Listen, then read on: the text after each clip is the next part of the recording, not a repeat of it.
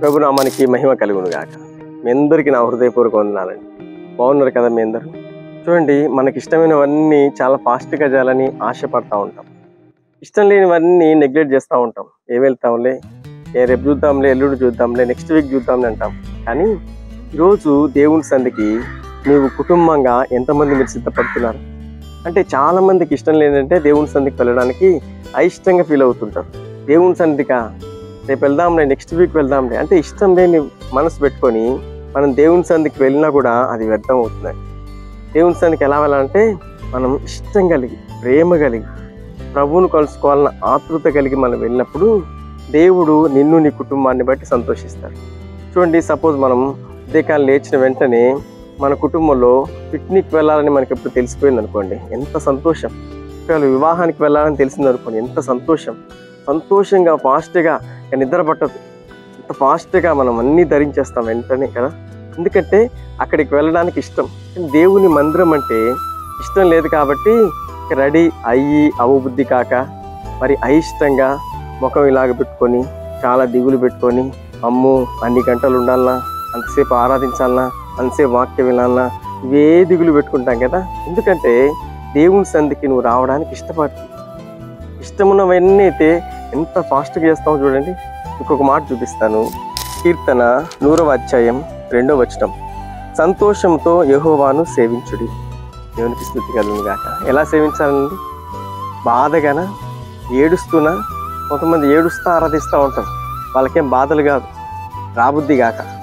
చూడండి, మనం దేవుని సన్నిధికి రావడానికి మన ఆత్మ పరుగులు పెట్టాలి, మన శరీరం పరుగులు పెట్టాలి. దేవుని సన్నిధి ఎప్పుడెప్పుడు చూడాలని మనం తప్పించుకోవాలి. ఆయన సన్నిధిలో ఆరాధనలో పరవశించుకోవాలి. దావీదు అదే చేశాడండి. దావీదు శక్తి కొలది ఆత్మ పూర్ణత కలిగి హృదయపూర్వకంగా దేవుణ్ణి ఆరాధించాడు కాబట్టి దావీదు గురించి ఇప్పుడు మనం చెప్పుకుంటున్నాం. మంచి భక్తుడు కదా అని, మంచి మనసు కలిగిన వాడు కదా, దేవుణ్ణి ప్రేమతో ఆరాధించేవాడు కదా అని మనం ఇప్పుడు చెప్పుకుంటున్నాం. ఈరోజు నీ కుటుంబంలో ఎందుకు సమస్య? ఈరోజు నీ కుటుంబంలో ఎందుకు పోరాటాలు? ఈరోజు నీ కుటుంబంలో ఎందుకు ప్రాబ్లం? దేవుని సన్నిధికి ఇష్టం కలిగి రాకపోవడమే. ఎక్కడికైనా చెప్పండి, చాలా ఇష్టం కదా, ఫాస్ట్గా రెడీ అయిపోతాం, ఫాస్ట్గా బయలుదేరిపోతాం. కానీ దేవుని సన్నిధికి అయ్యేసరికి 8కి రావాల్సిన నీవు మళ్ళీ 11కి వస్తున్నావు. కొంతమంది 12కి వస్తారు, కొంతమంది చివరి ప్రార్థనకు వస్తారండి. వాళ్ళు చూస్తే దేవుడు ఎంత బాధపడతాడు కదా. కానీ ఇలా మీరు ఎప్పుడు ఉండకండి. నీ కుటుంబం దేవునికి ఇష్టంగా ఉండాలంటే నువ్వేం చేయాలా?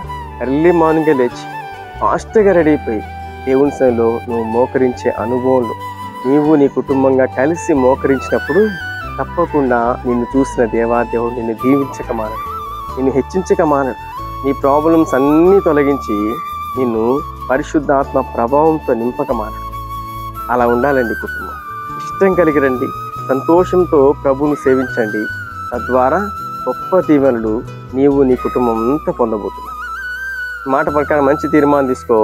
దేవుడు నేను అన్ని విషయాల్లో వర్ధిల్ల చేయను గాక. మీ అందరికీ ఒక చిన్న ప్రార్థన చేస్తాను. మహాపరిశుద్ధుడా, మహోన్నతుడా, మహిమగల దేవుడా, నీకు స్తోత్రం.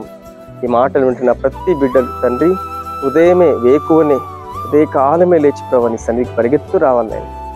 ప్రభువును కలుసుకోవాలని ఆత్మ తీవ్రత కలిగి, ప్రేమ కలిగి, సంతోషంతో నీ సన్నిధికి వచ్చినప్పుడు తప్పకుండా హృదయాన్ని చూస్తున్న దేవుడు, గొప్ప దీవెనలు ఇచ్చే దేవుడు. ఈ మాట ప్రకారం మంచి తీర్మానం కలిగి నీ బిడ్డలందరినీ సిద్ధపరచమని ప్రార్థిస్తున్నాను. ఈరోజంతా నీ కాపుదల, భద్రత నీ బిడ్డలకు అనుగ్రహించి ప్రతి అవసరము నీ మహిమలో నీ బిడ్డలందరికీ తీర్చమని యేసు నామములో ప్రార్థిస్తున్నాం పరమ తండ్రి. ఆమేన్. ఈ మాటలు మిమ్మల్ని బలపరిస్తే, ధైర్యపరిస్తే మీకు తెలిసిన వారందరికీ షేర్ చేయండి. తప్పకుండా ప్రభు నిన్ను, నీ కుటుంబాన్ని దీవించును గాక. ఆమేన్.